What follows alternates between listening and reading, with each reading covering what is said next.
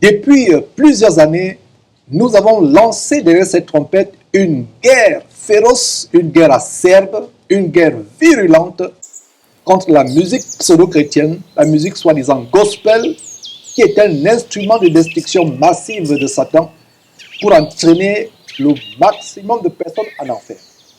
Vous voyez tous ces chantes, les Constance Aman, les Excel, les Ida Moulaka au Gabon, qui a fait l'objet d'un scandale sexuel avec des sextapes qui ont été diffusés. Vous avez toutes ces églises qui sont transformées en de véritables boîtes de nuit, des églises bordels, des églises boîtes de nuit, qui entraînent les jeunes en enfer.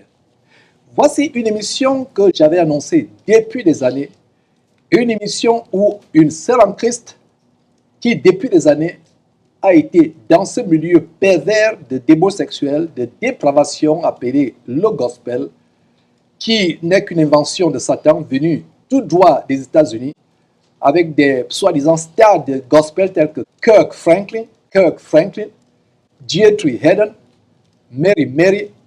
Voilà des instruments puissants de Satan pour entraîner le maximum de personnes en enfer. La fois dernière, mon époux était tombé sur une vidéo d'Ida Moulaka. On sait ce qui s'est passé avec elle. C'est même un exemple. Je suis sûre et certaine que pendant qu'elle vivait dans l'adultère avec ce monsieur-là, il y en a qui disaient « j'ai ressenti l'esprit quand elle chantait ». Pourtant, elle vivait dans l'adultère, elle fantasmait en chantant. Elle était nue. Elle chantait sans sous-vêtements, elle fantasmait. Allez-y encore revoir la vidéo qui a été faite sur elle.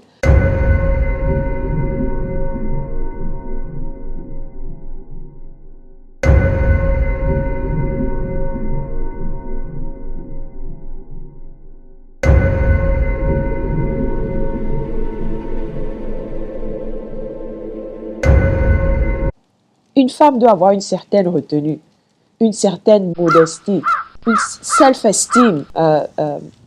Je sais plus trop. Propre. Voilà, merci Georges. Un amour propre. Mais elle vient, elle chante, hein, c'est le gospel. C'est un concert, je ris, mais en fait, je me dis, le Seigneur nous aime et il est patient. Elle chante, elle dit, tant pis pour ceux qui parlent de moi. Moi, j'ai demandé pardon, j'ai été pardonné ou quelque chose comme ça. Tant pis, avec beaucoup d'orgueil. Et je ne sais pas si elle chante pour Dieu ou pour elle-même. En fait, elle est en train de se louer. Elle ne loue plus Dieu comme elle prétend louer Dieu, mais elle se loue elle-même. Tant pis pour ceux qui continuent à parler de moi. Moi, j'ai avancé. Je suis pardonné, j'ai avancé. Donc si tu parles de moi, c'est ton problème. Je reconnais que tout ce que j'ai fait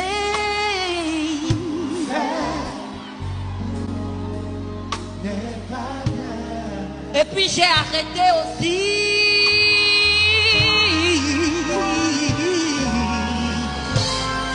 Seigneur, je reconnais que tout ce que j'ai fait n'est pas bien. Donc si tu parles de moi, c'est ton problème. Je suis pardonné. Tu es pardonné, tu es sérieuse que tu es allé rechercher la face de Dieu par rapport à ton soi-disant ministère de louange. Si Dieu était dans ce ministère, je ne pense pas qu'il t'aurait permis de chanter en vivant dans l'adultère. Il t'aurait frappé comme il faut. Et ne me dis pas que le fait que tu as été dévoilé, c'est être frappé. Je crois que c'est le Seigneur qui essaie de te ramener à la raison, mais tu refuses. Et c'est vraiment dommage. Et les gens sont là dans la salle, ils crient Amen, Amen. Vous ne savez pas si dans son cœur, elle est aussi en train de fantasmer sur un autre homme. Vous ne le savez pas parce que ça n'a pas encore été mis au grand jour. Pour le moment, vous n'avez su que ce que vous avez su parce qu'il y a eu des enregistrements. Et c'est la même chose pour la majorité des chantres. La vie de fornication, la vie d'adultère. Quand tu regardes les photos des albums, ce sont eux qui sont devant. Où est le Christ que vous pensez apporter aux gens? On ne le voit pas. Christ est mis en arrière. Ce qui est mis en avant, c'est le make-up des stars d'Hollywood parce qu'on veut être une star, en fait. On veut briller, on veut être connu du monde. Et c'est ce que je voulais être. Je suis venue aux États-Unis, je voulais être. Je suis à l'endroit où je peux devenir une star, si je le veux. Et c'était ce chemin que j'avais commencé à prendre. Et je rends grâce à Dieu qui m'a retiré de là parce que à quoi m'aurait-il servi de gagner le monde si j'avais perdu mon âme? Aujourd'hui, il y en a qui sont populaires, ils sont acclamés, on les protège comme des stars soi-disant chantres, alors que j'ai cru que l'un des identifiants des chrétiens, c'est la modestie, la simplicité. Mais on ne trouve pas cela dans les chantres. Allez-y voir. Dites-moi si vous pouvez approcher simplement l'un de ces soi-disant chantres. Dites-le moi. Hé, comment vas-tu? Viens, on va s'asseoir, on va un peu communier ensemble, on va prier ensemble. Non, vous ne pouvez pas. Vous devez d'abord traverser les gardes du corps. Parce que vous savez, leur vie est précieuse. Ils doivent être protégés. Donc, le Seigneur ne nous protège plus. Les gardes du corps nous aident avec les armes. Donc, il faut d'abord que tu traverses cette barrière de protection. Et une fois, si tu n'as pas été terrassé, après avoir traversé cette barrière de protection, il faut que tu sois au même niveau que la personne. La personne sent tellement bon avec tous les parfums. La personne est tellement beau ou belle avec tout le make-up et les... Attends. Comment est-ce que tu peux prétendre louer un Dieu où tu renies ce qu'il a fait de toi, ta personne? Il t'a fait sans make-up, il t'a fait avec des cheveux crépus, il t'a fait avec des lèvres, je ne sais pas, noires, il t'a fait avec des petits yeux. Mais toi, tu dis non, Seigneur. C'est vrai que je vais glorifier le fait que tu m'as faite, mais laisse-moi arranger un peu parce que tu n'as pas bien fait. Je vais mettre un peu de faux cheveux parce que je veux ressembler à une blanche. J'ai tellement honte de mes cheveux naturels, c'est crépus, c'est difficile à entretenir. Et s'il te plaît, mes lèvres, tu as oublié d'ajouter du rouge ou du bleu sur mes lèvres. Donc laisse-moi en mettre un peu, je veux me mettre parfaite pour pouvoir t'adorer, emmener ta présence sur terre parce que moi je suis le sacrificateur, je te représente. Il n'y a que moi qui puisse emmener la louange de ce peuple à toi. Mais laisse-moi d'abord me transformer et ensuite je vais pouvoir louer pour que ces gens-là puissent te louer toi. Parce qu'ils ne peuvent pas te louer sans moi. C'est moi la professionnelle. Donc, je dois me mettre debout, chanter, qu'ils m'écoutent chanter. Je leur dis, allez, dites Amen. Dès qu'ils disent Amen, je monte leur prière à toi parce que c'est la mienne que tu écoutes. Est-ce qu'on se rend compte de l'erreur dans laquelle on est? Je vais laisser le frère développer plus tard sur le fait que nous ne sommes pas ceux-là qui apportons. Moi, comme mon frère qui est assis dans la salle, nous sommes au même niveau devant Dieu. Il n'y a pas de différence. De la même manière qu'il loue, qu'est-ce qu'il ne te dit pas que celui qui est au fond de la salle, que tu négliges, qui est assis même par terre, c'est sa louange que le Seigneur écoute et non la tienne? Qu'est-ce qui te fait croire que tu es celui-là qui va apporter la louange à Dieu pour moi? Sur quoi tu te bases? La révélation d'un homme imparfait ou la révélation de la parole de Dieu? Et moi, c'était mon erreur. Je me suis basée sur la révélation d'un homme qui est imparfait au lieu de me baser sur ce que la parole de Dieu me dit. Et je ne nous en veux pas pour nous qui avons été dans l'erreur parce que quand on est né, on est soi-disant venu à Christ, c'est ce qu'on a découvert. On nous a enseigné, on nous a mis ce soubassement-là que la louange doit être faite par quelqu'un qui est allé dans une école pour apprendre à chanter ou alors quelqu'un qui a eu le ministère, qui a été consacré. Il est le seul qui puisse se positionner devant toi pour louer. Donc, on va dire que c'est une tradition et il est difficile de retirer la tradition de l'homme. Le Seigneur nous appelle à faire vider nos seaux et le laisser remplir nos coupes. Vider la coupe de la tradition qu'on nous a donnée, les traditions des hommes, parce que être chantre, c'est une tradition humaine qui a été installée dans les églises parce qu'il fallait un système pour garder les gens.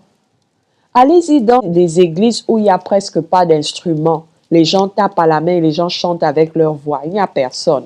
En général, les gens partent. Et ils partent où? Allez-y à Lakewood, chez Joel Osteen, où il faut être professionnel en passant. Je voulais faire partie de la chorale de Joel Osteen. Donc, je suis allée ce dimanche-là et je me suis présentée. J'ai dit que je voulais faire partie de la chorale. Et la première question qu'on m'a posée, c'est « Quel genre d'études as-tu faites dans la musique ?»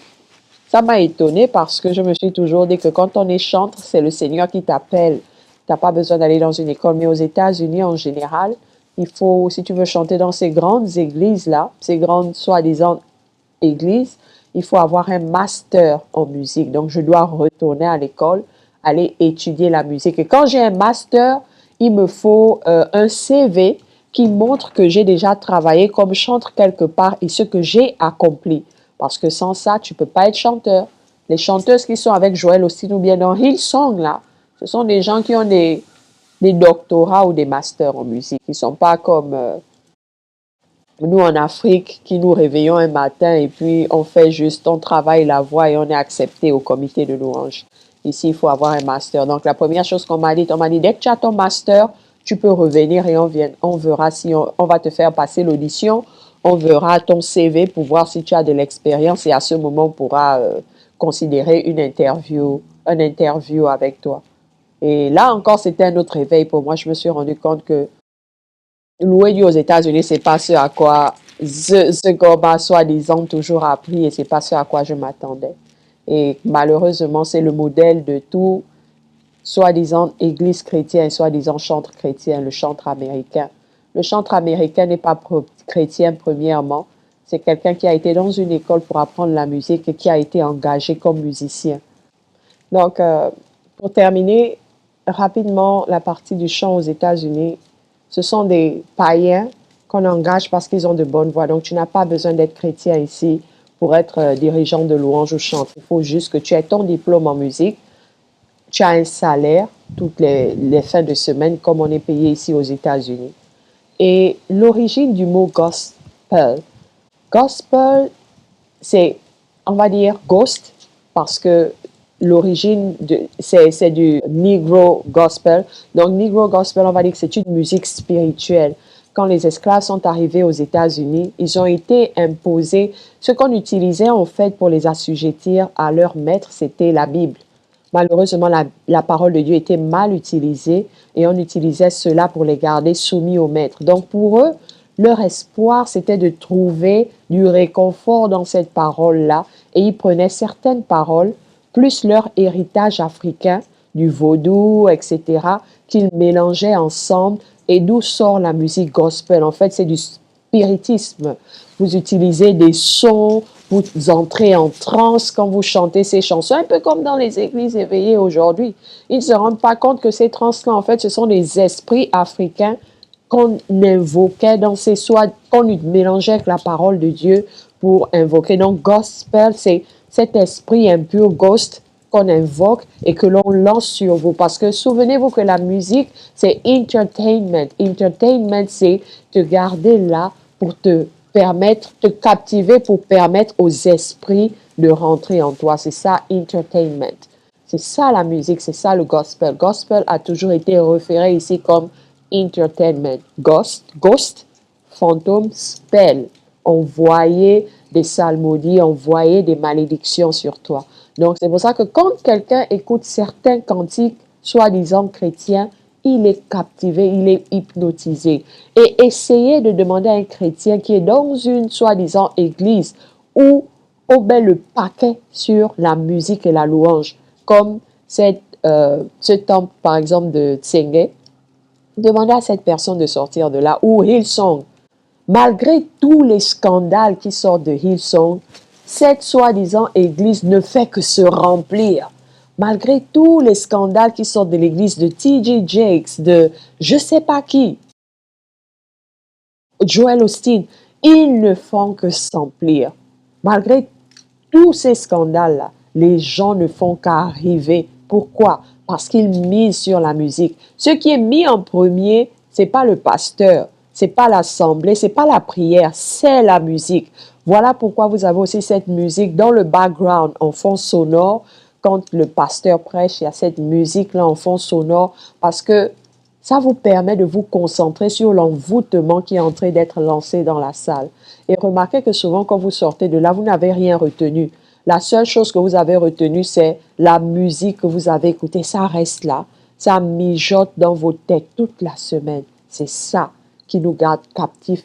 C'est ce qui ferme nos oreilles à la vérité. C'est ce bouchon de cire-là que nous avons dans nos âmes afin de ne pas écouter la voix du Seigneur qui nous dit « Sors de là, tu es dans l'erreur. » Donc, en gros, je dirais, voilà les bienfaits que le Seigneur a fait pour moi et je voudrais partager cela avec vous.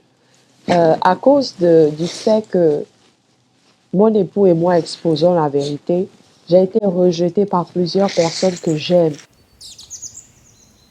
que j'ai toujours à cœur, que je tiens dans mon cœur jusqu'à présent. Et je prie que le Seigneur puisse leur apporter aussi l'éclairement comme il me l'a fait. J'ai plus d'amis, j'ai plus personne avec qui communiquer. Le Seigneur a accompli cela dans ma vie. Le Seigneur a agi dans ma vie. Je crois que s'il a agi dans ma vie, c'est pour que je puisse le partager avec vous et que vous puissiez aussi avoir accès à la vérité. Ai-je le monopole de la vérité? Non, pas du tout. Je ne prétends pas l'avoir. Mais j'ai découvert que lire la parole de Dieu et découvrir, obéir à cette parole et non écouter les interprétations des hommes, écouter la voix de Dieu dans sa parole est ce qui m'a emmené à la vérité. Donc, je lance cet appel. Je pense à mes frères et sœurs de la famille Bécal et Cyril. Je te redis encore que le message que tu m'avais amené m'a brisé le cœur. Mais en même temps, je ne suis pas fâchée contre toi et je ne t'en veux pas. Et je prie tous les jours que le Seigneur ouvre tes yeux. Si nous dénonçons ces erreurs, c'est parce que nous voudrions que tout le monde ait accès au salut. Et nous ne restions pas dans les traditions des hommes, mais que nous recherchions réellement la vérité. Je lance cet appel à Madame Aloli. Nous avons perdu le contact. J'ai encore essayé de te recontacter. J'ai encore perdu ton contact. J'aurais vraiment aimé que nous puissions parler. Je te lance aussi cet appel. S'il te plaît, cherche la vérité. Sonde les Écritures par rapport à ce soi-disant ministère de la louange. Il y a plusieurs autres personnes avec qui j'ai participé dans ces abominations. Willy, je te lance un appel à toi. Sidonie, Corinne, de la famille Chibinda qui est aujourd'hui mariée à quelqu'un qui se dit leader, qui est, on va dire, qui suit l'évangile de la prospérité. Le Seigneur ne nous a pas appelés à la prospérité. Le Seigneur nous a appelés à la sanctification, à l'humilité, à rechercher sa face et non à être prospère. Il y a plusieurs autres personnes dont je n'ai pas cité les noms, mais vous vous reconnaîtrez. Comforte qui était à l'église de l'Alliance chrétienne de l'ASNI. Comforte qui était chantre, c'est moi. Vous pouvez m'insulter, vous pouvez me lancer des pierres, mais je ne cesserai jamais de vous interpeller par rapport à la vérité parce que c'est elle qui délivre. La vérité délivre. Vous connaîtrez la vérité vous affranchira. Et ma prière est que vous puissiez découvrir cet esprit qui est derrière le soi-disant ministère de chantre et que vous puissiez tous être délivrés de cela et enfin découvrir ce que c'est que louer Dieu. D'abord, le milieu de chantre, on va dire que c'est un milieu où il y a beaucoup de convoitises. Quand l'autre a une voix plus belle que la tienne, tu veux faire mieux, tu veux aussi être reconnu, tu veux que ton nom soit connu de tous. Et quand toi, tu sais que ta voix est reconnue par tout le monde comme une belle voix, tout le monde te félicite, les épaules commencent à monter, tu deviens orgueilleux, tu deviens inaccessible, c'est-à-dire qu'il n'y a que des gens d'un certain milieu qui peuvent avoir accès à toi. C'est une compétition. Au lieu qu'on le fasse pour que le Seigneur nous apprécie, on le fait maintenant pour que les hommes nous apprécient. Ce qui me choquait un peu, c'est de savoir que pour travailler la voix, on te demandait d'avoir une référence, que ce soit dans le monde ou dans les églises. Et moi, ma référence était, j'avais CeCe Winans et Whitney Houston. Et comme par hasard, les deux étaient des cousines, je ne savais pas. Mais je voulais chanter comme CeCe Winans. Je voulais chanter comme Whitney Houston, ce style de musique-là. Et c'est choquant par la suite. C'est-à-dire, quand je prends du recul, je me dis, pourquoi prendre l'exemple des personnes païennes? Et en parlant de cela, vous remarquez que Whitney Houston, avant de devenir une chanteuse dans le monde, elle a commencé dans ces bâtiments-là, dans la musique gospel. CeCe Winans a commencé dans la musique gospel et elle a continué à évoluer jusqu'à présent, mais en incorporant les styles païens à l'intérieur. Elle a certaines vidéos où elle explique pourquoi elle a incorporé maintenant le R&B dans l'église qui n'existait pas avant, parce qu'avant c'était le negro gospel, soul gospel, il n'y avait pas le R&B, il n'y avait pas le rap, il n'y avait pas le jazz. C'était un peu plus spiritual negro qui chantait dans les églises. Et elle est un peu, on va dire, la reine du R&B dans l'église, celle qui a incorporé le R&B dans la soi-disant musique gospel. Donc, on allait et il y avait ces églises-là avec qui on participait. Il y a une chose vraiment que j'appréciais, c'est qu'il y avait beaucoup d'humilité dans notre groupe. Mais aujourd'hui, quand je regarde les soi-disant chantres de l'Alliance chrétienne, cette modestie-là et cette simplicité a disparu d'eux. Pourquoi? Parce que le gospel a révélé sa vraie nature.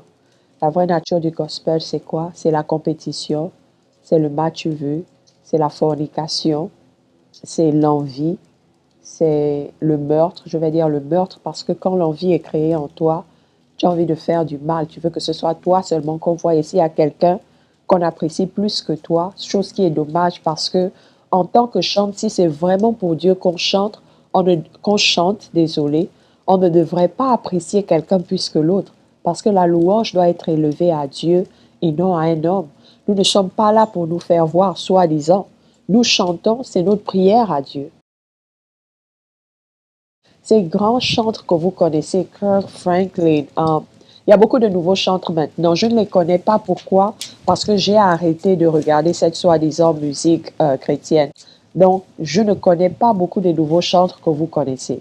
Mais je sais que beaucoup d'entre eux utilisent ces émotions. Une personne comme Kirk Franklin, efféminée, remplie d'un esprit d'homosexualité, il glorifie Satan, il glorifie l'homosexualité. Mais quand les chrétiens l'écoutent, ils n'arrivent plus à discerner. Ils sont complètement envoûtés. Kirk Franklin n'a rien de Dieu en lui. Avant, j'écoutais sa musique, mais maintenant que j'ai pris du recul, que je suis sortie de ce monde-là, que le Seigneur m'ait fait grâce d'ouvrir les yeux, je me rends compte que c'était une abomination que j'écoutais. Tu ne peux pas faire un clip chrétien et t'habiller, toi, homme, en tant que femme, pour tourner un clip chrétien. Ça ne glorifie pas Dieu. Qu'est-ce que la parole de Dieu nous dit au sujet des hommes qui portent des vêtements de femmes? Ça ne peut pas venir de Dieu. Donc, vous voyez quel esprit il y a dedans. Kirk Franklin glorifie le satanisme dans ses clips chrétiens. Les Américains l'exposent, mais les soi-disant chrétiens ne le voient pas. Ils disent c'est le monde, ils sont fâchés parce qu'il y a eu l'Esprit de Dieu, comme il y a l'onction, ils veulent l'exposer pour que l'Esprit de Dieu n'agisse plus en nous. Ce n'est pas le cas. Ils sont en train de vous montrer, certains païens ont le plus de discernement que nous les chrétiens et c'est vraiment dommage. Mais j'ai vu la fornication se passer parmi nous. J'ai vu les adultères se passer devant nous. Parlons d'adultère, c'est l'une des raisons pour lesquelles j'ai arrêté d'aller dans une église bâtiment.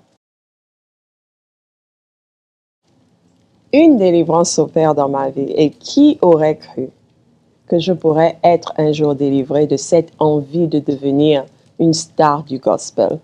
Parce que de tous les chantres, aucun ne me dira qu'il n'a cette envie de devenir un chantre reconnu à travers le monde. Chantre reconnu à travers le monde. Mais tu ne sais pas ce que c'est que la louange.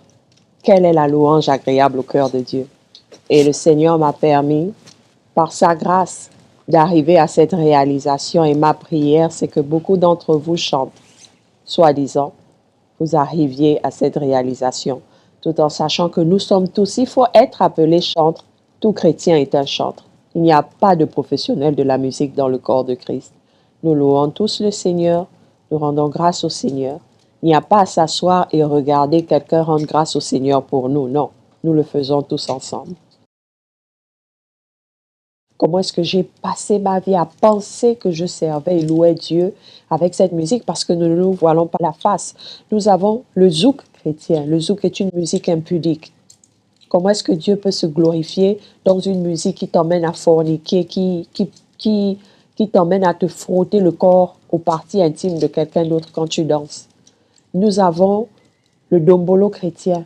Le dombolo, c'est une musique qui t'emmène à bouger ton derrière, ton bas-ventre constamment. Est-ce que ça glorifie Dieu des danses aussi obscènes? Comment est-ce que Dieu peut se glorifier dedans? Parce qu'on a juste mis le nom de Jésus dedans? Je ne pense pas. Nous avons le rap chrétien. Le rap vient de la rébellion. En fait, c'est de la rébellion contre les autorités et le système. Le rap c'est une musique de rébellion. Ça a été fait sous la rébellion. Les personnes qui se rebellent contre le système, les jeunes qui chantent leur rébellion. Est-ce que le Seigneur peut se glorifier dans ce genre de musique? Quel est l'esprit qui est derrière le rap? Nous avons le slow chrétien. Le slow, en général, c'est une musique langoureuse pour t'emmener à un sentiment de désir sur le plan vraiment émotionnel et sexuel. Est-ce qu'une musique comme ça peut glorifier Dieu? Nous avons la musique classique chrétienne. Nous avons le rock chrétien. Le rock est une musique qui est basée sur l'invocation des démons, l'invocation de Satan dans les sectes, etc. Est-ce qu'on peut glorifier Dieu avec ce genre de musique? Nous avons les musiques traditionnelles chrétiennes. Nous avons le djembé chrétien. Je vais parler plus de la musique gabonaise parce que c'est ce que je connais vraiment. Le djembé chrétien, le bouiti chrétien. Nous avons le niembé chrétien. Nous avons le ikoku chrétien. Nous avons toutes nos danses traditionnelles. La tradition est basée sur l'invocation des esprits de l'air, les esprits de la forêt, les esprits des eaux, les totems. Comment est-ce qu'on peut glorifier Dieu avec quelque chose qui sort du plus profond des entrailles de Satan et se dire que parce qu'on a mis Jésus à l'intérieur, cela, ou parce qu'on a mis un passage biblique à l'intérieur, cela glorifiait Dieu. Et tout cela était des erreurs. Donc, quand ce monsieur développait cela, je pleurais. Je demandais pardon à Dieu d'avoir désobéi et d'avoir déshonoré son nom à ce point parce que finalement, c'est pas lui que je louais, mais c'est Satan que je louais, pensons le louer. Satan prenait tout de moi et le Seigneur ne recevait rien parce que je ne faisais pas sa volonté. Je ne lisais pas sa parole pour savoir que j'étais dans l'erreur. Et la majorité des chrétiens aujourd'hui ne lisent pas la parole pour savoir ce que le Seigneur attend de nous afin de savoir si nous sommes dans l'erreur ou dans la voie. Anyway.